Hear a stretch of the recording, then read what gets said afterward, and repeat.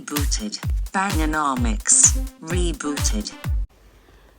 Right, what's the best thing to do with a pair of car ramps, dangerous car ramps? Make a saw table. This has worked out really well. I've screwed it, well, it's bolted. I mean, it's a good old bits and bobs load of nonsense here. That's off a chair, holding it down. That used to have, it's got 4 wheels on the bottom, but it's very sturdy. That used to have an engine sitting on it for many years, A series engine.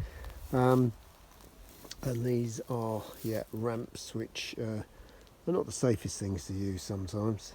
And I needed a saw table, and this worked out really well.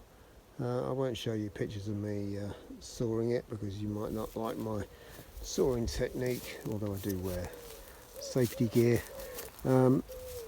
It's bolted on. There's the wheels at the bottom.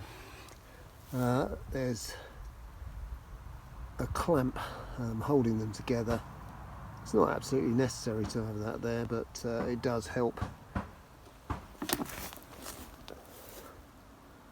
And everything sits on top there. I'll show you things that sit on top. There you go. There you can cut it in complete safety. So there you go. I've already done all that off that, so it works really well. So there you go. I should probably sell these, I should think. Buy up a job lot of ramps and we'll have good fun. There you go. Don't panic.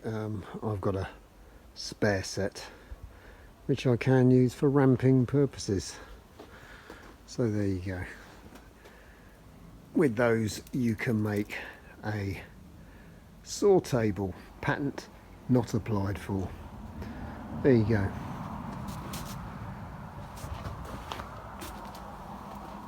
Thank you for watching.